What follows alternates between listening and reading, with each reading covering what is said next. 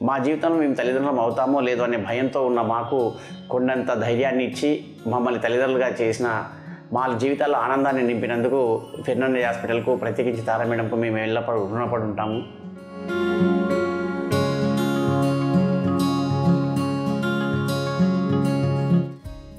నమస్తే అండి, నా పేరు శ్వేత, మా మహబూబ్ నగర్ ప్రాపర్. నాకు 2017లో పాప పుట్టింది గాంధీ హాస్పిటల్లో. కొన్ని కాంప్లికేషన్స్ వల్ల పాప దక్కలేదు. తారా మేడం దగ్గరికి వచ్చాక మంచి ట్రీట్మెంట్ ఇచ్చారు. 2020లో నాకు బాబు పుట్టాడు.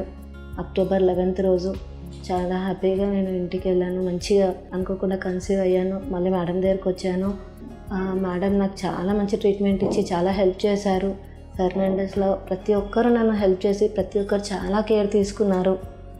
మళ్ళీ జాయిండీస్ ఎక్కువయ్యాయని రీఅడ్మిట్ అయ్యాను పాప కోసము. ఇమ్మీడియట్గా నాకు చెక్ చేశారు.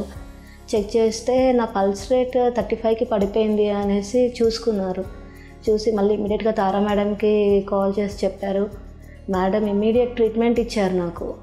మేడం వచ్చి నాకు ధైర్యం చెప్పి వెళ్ళారు. నా జీవితాన్ని నిలబెట్టిందే ఆమె.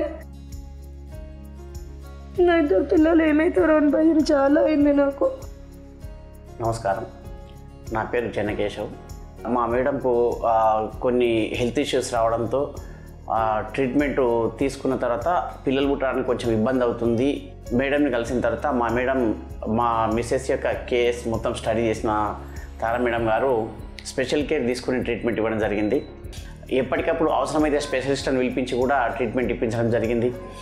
ఈ రకంగా మా జీవితాల్లో మాకిద్దరు పిల్లలు కావడానికి, మా జీవితాల్లో ఆనందం నింపడానికి ఈ ఫెర్నాండెజ్ హాస్పిటల్ ఎంతో కృషి చేయడం జరిగింది. తారా మేడం గారు కానీ, రమా మేడం గారు కానీ, హేమమాలిని మేడం గారు కానీ, అదేవిధంగా ఇక్కడ ఉన్నటువంటి డైటీషియన్స్ కానీ, ఇతరత్ర స్టాఫ్ అందరూ కూడా ఎంతో కృషి చేసి మాకు ఆనందాన్ని నింపారు మా జీవితంలో.